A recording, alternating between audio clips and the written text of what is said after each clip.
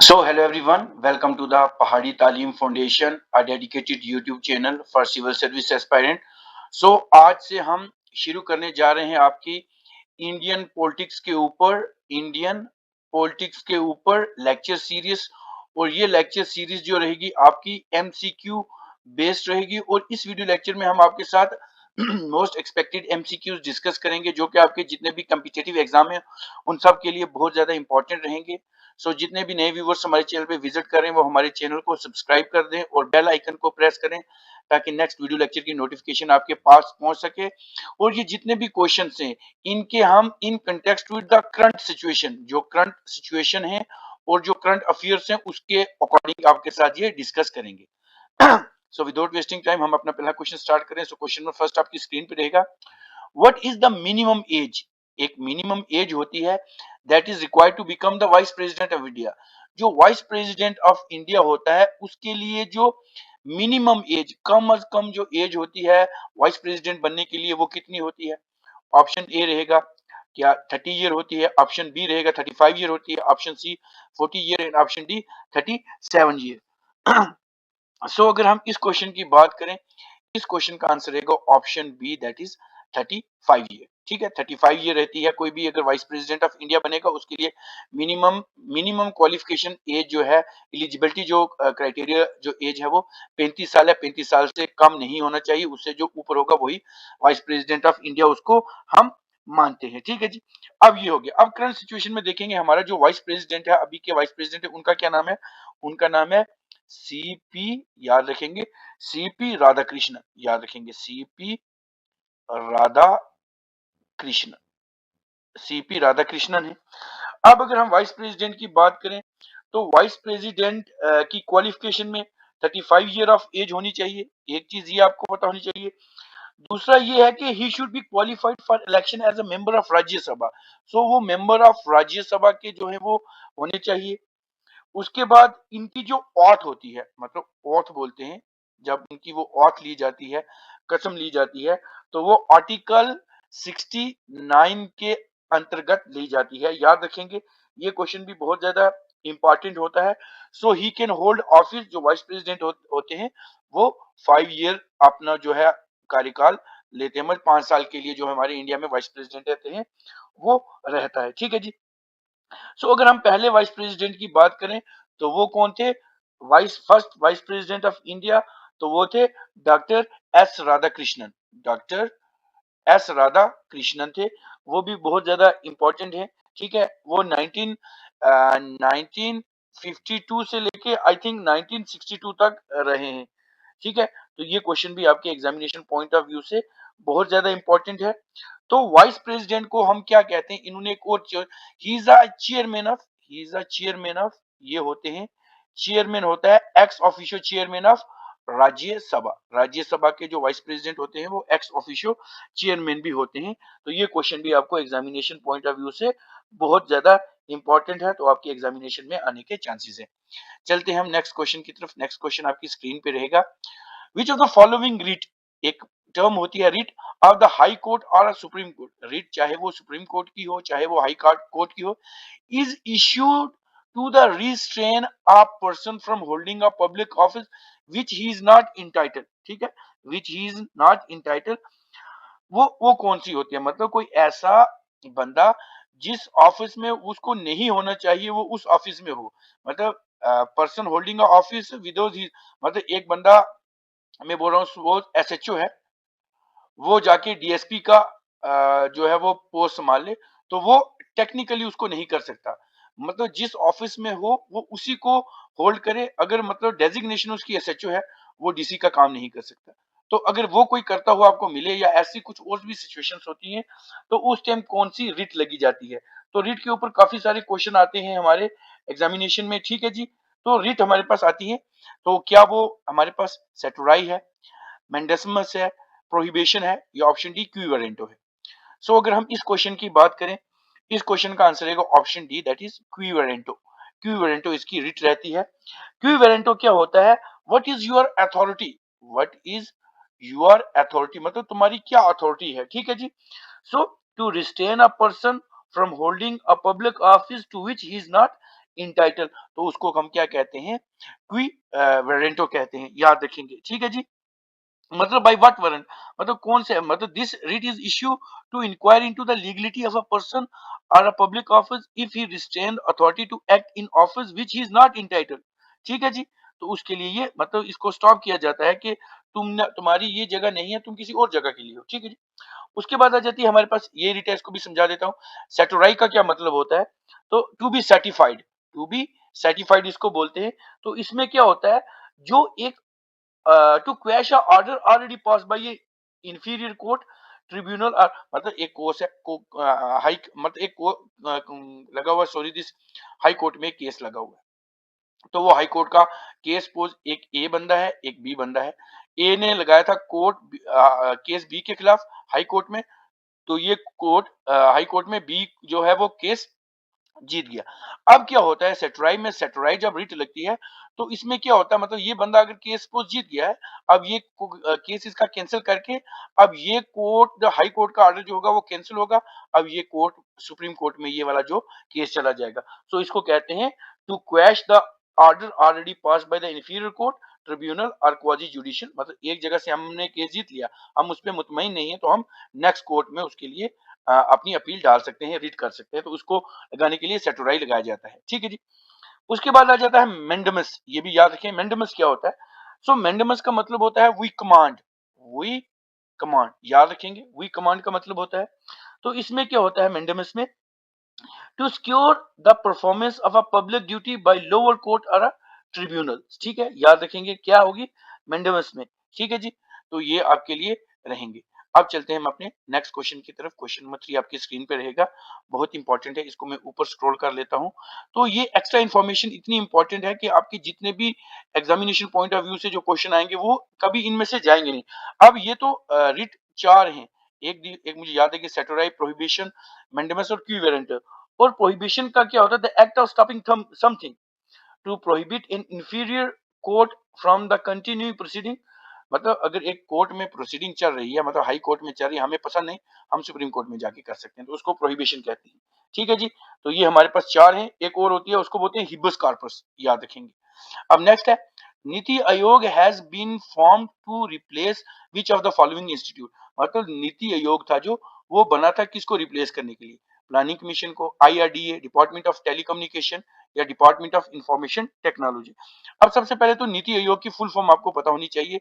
NITI Aayog stand for, तो इसको कहते हैं national national institute national institute for transforming for transforming national institute of transforming India, या institute भी इसको कहते हैं नीति आयोग। तो ये क्या होता है, ये एक पॉलिसी थिंक टैंक होता है, ये पॉलिसी थिंक टैंक होता है। तो ये किसको रिप्लेस, ये 2015 में आया था, याद रखेंगे, नीति आयोग। तो इसने क्या किया था, जो नीति आयोग था, इसने किसको रिप्लेस किया था, इस क्वेश्चन का आंसर रहेगा option A, that is planning commission को इसने रिप्लेस किया था। सो ऑप्शन ए रहेगा। अब ये प्लानिंग कमीशन जवाहरलाल नेहरू ने बनाया था, तो इसको रिप्लेस किया था। तो पॉलिसी थिंक टैंक इसको बोलते हैं। तो आज के टाइम पे अगर बात करें तो इसका जो चेयरमैन होता है वो कौन होता है, वो हमारे पीएम होते हैं। आज अगर इस वक्त की बात करें तो नीति आयोग का चेयरपर्सन कौन है, वो हमारे पीएम नरेंद्र मोदी हैं। तो इसमें क्या होता है, जितना भी डिस्ट्रीब्यूशन होता है, फंड्स का डिस्ट्रीब्यूशन जो होता है, वो सेंटर और स्टेट मिल के बनाती है। ठीक है जी। तो इसका आंसर रहेगा प्लानिंग कमीशन, और प्लानिंग कमीशन 1952 के अराउंड बना था आई थिंक। अब चलते हैं क्वेश्चन नंबर 4 के ऊपर। क्वेश्चन नंबर 4 आपकी स्क्रीन पे रहेगा। How many fundamental rights are there mention in Indian institution, Indian constitution. Indian constitution में कितने फंडामेंटल राइट्स हैं। तो फंडामेंटल राइट को क्या बोलते हैं हम, मौलिक अधिकार, हमारे बुनियादी हकूक जो हैं वो इंडियन कॉन्स्टिट्यूशन में कितने हैं। ऑप्शन ए रहेगा 5, ऑप्शन बी रहेगा 6, ऑप्शन सी रहेगा 7 एंड ऑप्शन डी रहेगा 8। सो अगर हम इस क्वेश्चन की बात करें, क्वेश्चन नंबर 4 आपकी स्क्रीन पे है।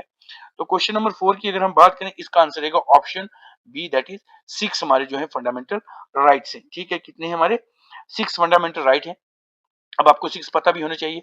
नंबर फर्स्ट की बात करूं तो right to freedom, sorry this right to equality.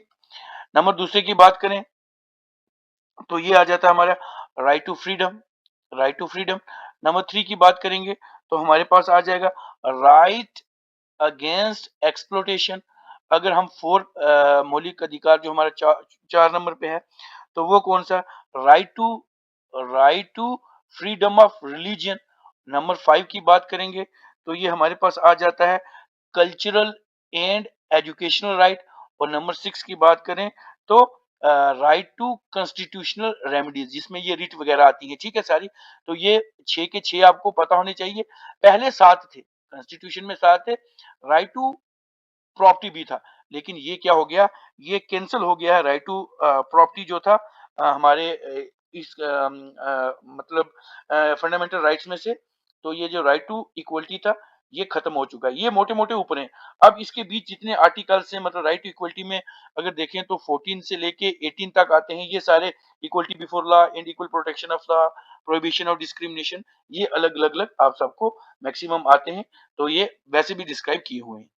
अब नेक्स्ट क्वेश्चन नंबर 5 रहेगा आपकी स्क्रीन के ऊपर। ये वाला बहुत इंपॉर्टेंट क्वेश्चन है, ठीक है जी। ये फंडामेंटल राइट्स आपको सबको पता होने चाहिए। अब क्वेश्चन नंबर 5 रहेगा, which of the following article या articles can not be suspended during emergency. Emergency में कौन से ऐसे आर्टिकल्स हैं जिनको बंद नहीं किया जा सकता? कि आर्टिकल 19 है, article 2021, option C article 22-23, option D article 24 and 25। तो अगर हम इस क्वेश्चन की बात करें तो कौन सा एक ऐसा मौलिक अधिकार है जो कि इमरजेंसी के टाइम, मतलब चाहे फाइनेंशियल इमरजेंसी हो, प्रेसिडेंट रूल हो, गवर्नर रूल हो, ये सस्पेंड नहीं होते हैं। सो इस क्वेश्चन की बात करें, इस क्वेश्चन का आंसर रहेगा option B, that is article 20 and 21 जो होता है ये कभी भी सस्पेंड नहीं होता है। So 44th amendment of Indian constitution that took place in 1978, और ये आर्टिकल 359 में ये कहा गया है कि दो आर्टिकल हैं जो कि आर्टिकल 20 और 21 हैं, ये कभी भी सस्पेंड नहीं होंगे हमारे कहाँ पे, जब हमारा क्या होगा, ये जो क्या कहते हैं इसको, अपना इमरजेंसी होगा। अब ये 20 और 21 है क्या? नंबर 20 का आप लिख लें क्योंकि यहाँ पे स्पेस थोड़ा कम है, इसकी वजह से आपने लिखना है। तो 20 की अगर हम बात करें, protection in respect of convention for offence. Protection, याद रखें, सुनते रहें, in respect of conviction of for offence, ठीक है जी। और आर्टिकल 21 ये कहता है protection against arrest and detention in certain cases. Protection against this arrest and detention in certain cases, sorry, this protection of life and personal liabilities, sorry वो 22 बोल दिया मैंने। प्रोटेक्शन ऑफ लाइफ, हमारी लाइफ की protection, और हमारी जो personal liability की प्रोटेक्शन करना, इनका कर्तव्य। अगर यही नहीं रहेंगे तो फिर हमारे पास बचेगा क्या? जब हमारी लाइफ की प्रोटेक्शन नहीं होगी, हमारी पर्सनल लायबिलिटी नहीं रहेगी, तो फिर मतलब इमरजेंसी, फिर कॉन्स्टिट्यूशन होने का मतलब ही क्या है? तो इसलिए ये दोनों साथ रहेंगे। अब रहेगा 6 हमारे पास रहेगा, in which year Communist Party of India, Communist Party of India जिसको सीपीएम कहते हैं, फाउंडेड कब बनी थी वो कम्युनिस्ट पार्टी ऑफ इंडिया? क्या 1985 को बनी थी, 1980 को बनी थी, 1984 को बनी थी, 1964 को बनी थी? सो अगर हम इस क्वेश्चन की बात करें, सो क्वेश्चन नंबर इसका आंसर रहेगा दैट इज ऑप्शन डी रहेगा 1964। 1964 में कम्युनिस्ट पार्टी ऑफ इंडिया बनी थी, जिसको मार्क्सिस्ट पार्टी भी कहते थे। तो ये बनी थी कम्युनिस्ट पार्टी। सो ये पार्टी इमर्ज हुई थी from the communist Party of India in 64, और ये जो सीपीएमआई है was formed at the 7th Congress of communist of India held in Calcutta, जो कि 1964 को हेल्ड हुई थी। तो इसका क्वेश्चन रहेगा ऑप्शन डी। अब चलते हैं क्वेश्चन नंबर 7 के ऊपर। क्वेश्चन नंबर 7 आपकी स्क्रीन पे रहेगा, इंपॉर्टेंट क्वेश्चन है ये आपके एग्जामिनेशन पॉइंट ऑफ व्यू से। तो क्वेश्चन नंबर 7 रहेगा, that is which of the following fundamental right in Indian constitution prohibit trafficking, forced labor and children working under age of 14 year? मतलब कोई एक ऐसा हमारा मौलिक अधिकार है, एक हमारा ऐसा बुनियादी हुकूक है जिसमें ट्रैफिकिंग, मतलब बच्चों से लेबर करवाना, मतलब मजदूरी करवाना, होटलों में काम कराना, दुकानों पे काम कराना, या माइनिंग में काम करवाना, उन बच्चों से जो कि 14 साल से कम है, उनके खिलाफ एक आर्टिकल लगता है उनके खिलाफ। तो वो क्या लगता है? राइट टू इक्वलिटी के अंदर आता है, राइट टू फ्रीडम आता है, राइट अगेन एक्सप्लोटेशन, या option D right to freedom of religion. So अगर हम इस क्वेश्चन की बात करें तो ये ऑप्शन सी आएगा, that is right again against exploitation में आएगा, कि बच्चों को एक्सप्लॉइट न किया जाए, तो राइट टू एक्सप्लोटेशन में आता है। और ये राइट टू एक्सप्लोटेशन आर्टिकल 23 और 24 के अंदर आता है। तो prohibition of trafficking in human being and force labour, ये 23 में आता है। और दूसरा हमारे पास होता है prohibition of employment of children in factories, ये आर्टिकल 4 के अंदर आता है। ये दोनों आर्टिकल इस राइट टू एक्सप्लॉयटेशन में आते हैं, तो ये भी आपको पता होने चाहिए, बहुत ज्यादा इंपॉर्टेंट है आपकी एग्जामिनेशन पॉइंट ऑफ व्यू से। और जितने भी कम्पिटेटिव एग्जाम है उन सब में ये क्वेश्चन आते हैं। सो जितने भी व्यूअर्स वीडियो लेक्चर को देख रहे हैं वो इसको लाइक भी कर दें, अपने फ्रेंड्स के साथ शेयर भी कर दें और हमारे चैनल को सब्सक्राइब भी कर दें। नेक्स्ट क्वेश्चन रहेगा, in which year Congress Nationalist Congress Party form, जिसको हम एनसीपी कहते हैं, ये कब बनी थी? 1949 में बनी थी, 1999 में बनी थी, 1972 में बनी थी, या 1997 में बनी थी? मैं तेज तेज इसलिए ले रहा हूँ सेशन क्योंकि जल्दी जल्दी हो जाएगी सारी चीजें। तो इस क्वेश्चन की बात करें, इस क्वेश्चन का आंसर रहेगा ऑप्शन बी, दैट इज 1999 में ये जो कांग्रेस नेशनलिस्ट कांग्रेस पार्टी ये बनी थी, एनपीसी जिसको कहते हैं। तो ये भी बहुत ज्यादा इंपॉर्टेंट है। तो ये शरद पवार हो गया, पीए संगमा हो गया, तारक अनवर हो गया, ये इनके द्वारा बनाई गई थी। ठीक है जी। अब चलते हैं क्वेश्चन नंबर 9 के ऊपर। क्वेश्चन नंबर 9 आपकी स्क्रीन पे रहेगा। ये भी बहुत ज्यादा इंपॉर्टेंट क्वेश्चन है, लेक्चर 1 रहेगा। तो विच ये याद रखना है आपने, विच फंडामेंटल राइट, कौन सा एक ऐसा मौलिक अधिकार है या हमारा बुनियादी हकूक है, in the Indian constitution state that every person has the right to practice, practice कर सकता है, प्रोफेशन कर सकता है, propagate religion of their choice, मतलब अपनी मर्जी का रिलीजन ले सकता है। क्या राइट टू इक्वलिटी है, राइट टू फ्रीडम है, राइट अगेंस्ट एक्सप्लॉयटेशन है, या option D right to freedom of religion है? सो अगर हम इस क्वेश्चन की बात करें, इस क्वेश्चन का आंसर रहेगा option D, that is right against right to freedom of religion है, जिसमें हम मर्जी से अपना जो धर्म है वो चूज कर सकते हैं। ये आर्टिकल्स जो सारे आते हैं ये right to freedom of religion में आर्टिकल 25 से लेके 28 तक आते हैं। ठीक है, अपनी मर्जी का रिलीजन दे सकते हैं हम, अपने रिलीजन के अफेयर्स जो है वो अपनी मर्जी से कर सकते हैं। उसकी जो पेमेंट होती है टैक्सेस की, प्रमोशन करना किसी भी रिलीजन को, वो इसके हम अंदर कर सकते हैं। ठीक है, हम उसकी जो फ्रीडम है, हम किसी भी रिलीजियस सेंटर पे जा सकते हैं, हम वर्शिप कर सकते हैं, एजुकेशनल इंस्टीट्यूट बना सकते हैं, ये सारे इसके अंदर आते हैं। अब चलते हैं हम अपने नेक्स्ट क्वेश्चन की तरफ। क्वेश्चन नंबर दिस 10 रहेगा इस सेशन का। ठीक है, बहुत इंपॉर्टेंट ये सीरीज रहेगी आपको, जितने भी सीरियस एस्पायरेंट हैं उनके लिए तो ये बहुत ज्यादा मतलब कहता हूँ इंपॉर्टेंट रहेगी। अब क्वेश्चन नंबर 10 रहेगा आपकी स्क्रीन के ऊपर, whose recommendation is mandatory to impeach president, मतलब कौन सा एक ऐसा रिकमेंडेशन है जिससे प्रेसिडेंट को इम्पीच की जाती है of from his office 5 year before completion, मतलब उसको अगर कोई रिकमेंडेशन दे और प्रेसिडेंट को उसकी पोस्ट से हम हटा सकते हैं। क्या प्राइम मिनिस्टर के कहने पे, स्पीकर ऑफ लोकसभा के कहने पे, या चीफ जस्टिस ऑफ इंडिया के कहने पे, या टू हाउसेज ऑफ पार्लियामेंट के कहने पे? सो अगर हम इस क्वेश्चन की बात करें, इस क्वेश्चन का आंसर रहेगा option D, that is to houses of parliament. जो दो हाउसेज होते हैं पार्लियामेंट के, उनके कहने पे हम प्रेसिडेंट को हटा सकते हैं, मगर उसके लिए कुछ सर्कमस्टेंसेस होने चाहिए। ठीक है जी।